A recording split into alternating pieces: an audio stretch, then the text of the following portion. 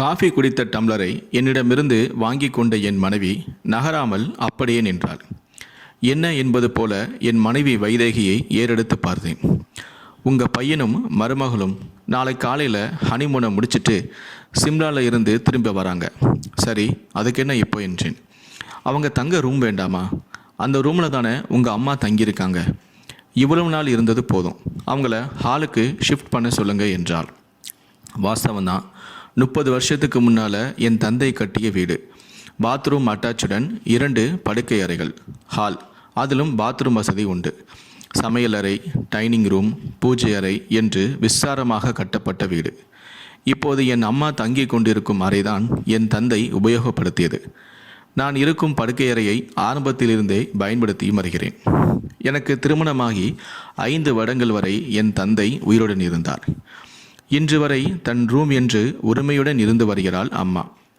இப்போது தடால் என்று ஹாலுக்கு வரச் சொன்னால், அதுவும் உறவினர் நண்பர்கள் அடிக்கடி வருவர். ஹாலில் உட்கார்ந்தபடி தான் பேசுவர். அது அம்மாவுக்கு இடைஞ்சலாக இருக்காதா? தனக்கென்று இருக்கும் பிரைவசி இல்லாமல் எப்படி மீத இருக்கும் காலத்தை தள்ளுவாள்? நினைக்கும் போதே தொண்டை அடைத்தது எனக்கு. என்ன பதிலில்லை என என் மனைவி கேட்க, உங்களுக்கு சொல்ல கஷ்டமாக இருந்தால் நான் உங்கள் அம்மா கிட்ட பேசுகிறேன் என்றாள். ஹாலுக்கு ஷிஃப்டாகி வாமா என்று நான் கேட்பதை விட என் மனைவியே கேட்பது தான் சரி என என் மனதிலும் பட்டது. அதனால், சரி வைதேகி, நீயே என் அம்மாவிடம் கேட்டுவிடு என்றேன். அடுத்த 5 நிமிடங்களிலேயே வைதேகி என் அம்மா படுத்திருக்கும் அறைக்குள் நுழைந்தாள். அத்தை என்று குரல் கேட்டதுமே அம்மா விசுக்கென்று எழுந்து உட்கார்ந்தாள். நாளை காலையில் உங்கள் பேரனும் அவன் பொண்டாட்டியும் டூர் முடிச்சுட்டு திரும்பி வராங்க. அவங்க தங்க ரூம் வேண்டாமா? நீங்கள் காலி பண்ணி கொடுத்தா தானே அவங்க இங்கே தங்க முடியும். தயவு செஞ்சு நிலைமையை புரிஞ்சுக்கிட்டு ஹாலுக்கு வர பாருங்க என்று கூறிவிட்டு திரும்பினாள். அவள் அடுப்பங்கரைக்குள் நுழைந்ததும் நான் அம்மா படுத்திருந்த அறைக்குள் நுழைந்தேன். அம்மாவை பார்க்க பாவமாக இருந்தது. பிரம்மை பிடித்தது போல அமர்ந்திருந்தாள். இதுவரை சுவாதீனத்தோடு உரிமை கொண்டாடிய பிரைவேட் ரூம் தனக்கு கிடையாது, இனி கிடையாது என்பதை அவளால் தாங்க முடியவில்லை. அம்மா அருகில் கட்டிலில் மீது உட்கார்ந்தேன். என் கைகளை ஆதுரத்துடன் பற்றி கொண்டாள். அவள் கைகள் நடுங்கின. உனக்கு இஷ்டமில்லைனா நீ ஹாலுக்கு வர வேணாமா? இங்கே இருந்துக்கோ. மேலும் சொல்லி பெருமூச்சு விட்டேன். அது கூடாதடா ராகவா. சின்னஞ்சிறுசுங்க, அதுங்க ஹாலில் தங்க முடியாது. எனக்கு என்ன, நான் ஒண்டி கட்ட ஹாலுக்கு தானே போக போகிறேன், வீட்டை விட்டு இல்லையே என்றாள். அம்மா இப்படி சொன்னதும் எனக்கு அழுகை முட்டி கொண்டு வந்தது. கஷ்டப்பட்டு அடக்கி கொண்டேன். சிறிது நேரம் மௌனமாக இருந்த அம்மா பேச தொடர்ந்தாள். ராகவா, நீ குழந்தையா இருந்தப்போ இதே கட்டில தாண்டா என்னோட படுத்திருந்த. உடம்புக்கு முடியாமல் நான் இருக்கிறப்போ உங்கள் அப்பா சாதம் பிசைஞ்சு கொண்டு வந்து இந்த கட்டில தாண்டா உட்கார்ந்து தான் உனக்கு சாதமே ஊட்டுவார். எத்தனை தடவைகள் தெரியுமா? அதெல்லாம் மறக்க முடியுமா? கைகளை என்னிடமிருந்து விடுவித்து கட்டிலை ஆதங்கத்துடன் தடவி பார்த்து கொண்டிருந்தாள் என் அம்மா. சட்டென என்னை நோக்கி திரும்பிய அம்மா, டே ராகவா, இன்னைக்கு ராத்திரி மட்டும் என்னை இங்கே தங்க விடுடா என்றாள். நாளை உதயத்தில் நான் ஹாலுக்கு வந்து வரேன்டா. என் கையை பிடித்து கெஞ்ச துக்கம் பீறிட்டது எனக்கு. சரிம்மா, நீ படுத்து தூங்கு.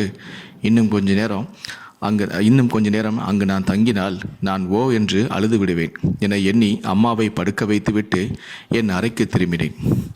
என் சிந்தனை பூராவும் அம்மாவை பற்றியே இருந்தது. அம்மா கூச்ச சாபம் உடையவள். யாராவது அறைக்குள் இருந்தாலே உடனே எழுந்து உட்கார்ந்து விடுவாள். உடம்பு முடியாமல் போனாலும் உட்கார்ந்தபடியே தான் இருப்பாள். அதற்காகவே நாங்கள் யாராக இருந்தாலும் 5 நிமிடமோ அல்லது 10 நிமிடமோ இருந்துவிட்டு உடனே வெளியேறி விடுவோம். அடிக்கடி பாத்ரூம் போக எழுந்தும் கொள்வாள். ஹாலில் அடிக்கடி யாராவது நடமாடிக்கொண்டே இருப்பர். அதோடு ஹாலில் தான் டிவியும் இருக்கு. டிவி புரோகிராம்களை என் மனைவியும் மகனும் தொடர்ந்து பார்த்து கொண்டே இருப்பர். இது அம்மாவுக்கு பெரிய தலைவலியாக இருக்குமே. நினைக்க நினைக்க நெஞ்சில் வேதனை பிடுங்கி தின்றது. இந்த வீடு அப்பாவும் அம்மாவும் கஷ்டப்பட்டு கட்டிய வீடு. மகன் என்பதற்காக எனக்கு ஒரு ரூமை கொடுத்தார்கள். என் மகனுக்கு வீடு அல்லது ரூம் வேண்டுமென்றால் நாதானே கட்டி கொடுக்க வேண்டும். அம்மாவை ரூமை காலி செய்து கொடு என கேட்பது தவறு இல்லையா என்று வைதேகியிடம் சொல்லிட வேண்டியதுதான் என நினைத்து கொண்டே தூங்கியும் விட்டேன்.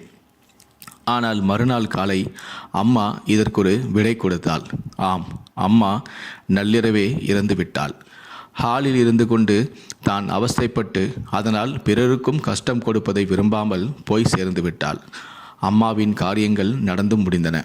அன்று இரவு அம்மாவை பற்றி சிந்தனையோடு கட்டிலில் அமர்ந்திருந்தேன். வைதேகி என் அருகில் வந்து நின்றாள். என் அம்மாவை பற்றி சிந்தனையா என்றாள். நான் பதிலேதும் சொல்லவில்லை. அவளே பேசத் தொடங்கினாள். பாவம் உங்கள் அம்மா, இன்னும் கொஞ்ச நாள் இருந்திருக்கலாம். என்ன செய்கிறது என்றவள், ஆனால் ஒரு விஷயத்தை கவனிச்சிங்களா என்றாள். என்ன என்பது போல அவளை நான் பார்த்தேன். கடைசி வரை அவங்க ஹாலுக்கே வரல. தன் ரூமுன்னு உரிமை கொண்டாடி அங்கேயே உசுர விட்டுட்டாங்க. அவங்க சாமர்த்தியம் யாருக்குமே வராது என்றாள். சுருக்கென்று சொல்லிவிட்டு சமையலறைக்குள் சென்று விட்டாள் வைதேகி. அம்மாவை வெளியேற்றணும்னு ரூமை கேட்டாளா, இல்லை பையனை வைக்கணும்னு ரூமை கேட்டாளா என எனக்குள் ஒரு குழப்பம். அப்பா உயிருடன் இருந்தா அந்த ரூமை கேட்டிருப்பாளா? அம்மா தனியாக இருந்தது அவங்களுக்கு பலவீனமோ? அம்மா நான் தனியாக இல்லை, பையனோட தான் இருக்கேன்னு சொன்ன நம்பிக்கையை கூட காப்பாற்ற முடியலையே என அழுதேன். அவளை அழைத்து, இந்த வீடு அப்பாவும் அம்மாவும் கஷ்டப்பட்டு கட்டிய வீடு. மகன் என்பதற்காக எனக்கு ஒரு ரூமை கொடுத்தார்கள். என் மகனுக்கு வீடு அல்லது ரூம் வேண்டுமென்றால் நான் தானே கட்டி கொடுக்க வேண்டும். அம்மாவை ரூமை காலை செய்து கொடு என கேட்டது தவறு இல்லையா என்று சொல்ல நினைக்கிறேன், ஆனால் முடியவில்லை. இது என்னுடைய கையாலாகாத தனமே. நான் மட்டும் தான் இப்படியா, இல்லை எல்லா ஆண்களும் இப்படிதானா? பெண் இருந்தும் மகன் இருந்தும் பல அப்பாக்களை இன்று பென்ஷன் தான் காப்பாற்றுகிறது. பணத்தால் மட்டும் அவர்கள் வாழ்க்கையில் நிம்மதியும் சந்தோஷமும் கிடைத்து விடுமா என்ன? ஒவ்வொரு ஆண் மகனின் வாழ்க்கையிலும் என்னை ஏன்னு கேட்க ஆள் இல்லையே என்ற வாக்கியம் வயதுக்கேற்ப மாறும். இளமையில் கர்வமாகவும் முதுமையில் பரிதாபமாகவும். வாழ்க்கையிலும் சரி பணியிலும் சரி, நமக்கு எத்தனை அழுத்தங்கள் இருந்தாலும் பெற்றோரிடம் மனமிட்டு பேசுங்கள். அன்னையின் மடியில் தலை வைத்து தூங்குங்கள். தந்தையின் கரங்களை பிடித்து கொண்டு கடை வீதிக்கு செல்லுங்கள். வாழ்க்கை ஒரு வட்டம் என்பதை உணருங்கள். இன்று நீங்கள் பெற்றோரை ஆதரித்து அரவணைத்தால் நாளை உங்கள் பிள்ளைகளும் உங்களை ஆதரிப்பர் என்பதை சொல்லிதான் தெரிய வேண்டுமா என்ன? இதைவிட வேறு புண்ணியம் வேண்டுமா என்ன? சில சந்தோஷங்கள், சில கனவுகள், எல்லோரையும் இழந்தவன் நான். படிப்பினைக்காக இதை நான் உங்களிடம் பகிர்கிறேன். இந்த வீடியோவை பற்றிய உங்களுடைய கருத்துக்கள் என்ன அப்படிங்கிறத கீழே இருக்கக்கூடிய கமெண்ட் செக்ஷனில் மறக்காமல் சொல்லுங்கள். இந்த வீடியோ பிடித்திருந்தால் லைக் பண்ணுங்கள், ஷேர் பண்ணுங்கள். மேலும் இது போன்ற பல வீடியோக்களை பார்க்கணும் அப்படின்னு வச்சிங்கன்னா மறக்காமல் இந்த சேனலை சப்ஸ்கிரைப் பண்ணுங்கள். கூடவே அந்த பெல் சிம்பிளையும் மறக்காமல் கிளிக் பண்ணுங்கள். இது போன்ற வீடியோக்களை தொடர்ந்து நீங்கள் ஃபேஸ்புக்லேயும் பார்க்கணும் அப்படின்னு நினச்சிங்கன்னா நீங்கள் பார்த்துட்டு இருக்க அந்த பேஜை லைக் பண்ணுங்கள், ஃபாலோ பண்ணுங்கள். மறக்காமல் ஃபர்ஸ்ட் ஆப்ஷனும் சேர்த்து கிளிக் பண்ணிக்கோங்க. அப்போ தான் வீடியோ போட்ட உடனே உங்களுக்கு நோட்டிஃபிகேஷன் மெசேஜ் உடனுக்குடனே வரும். நன்றி, வணக்கம்.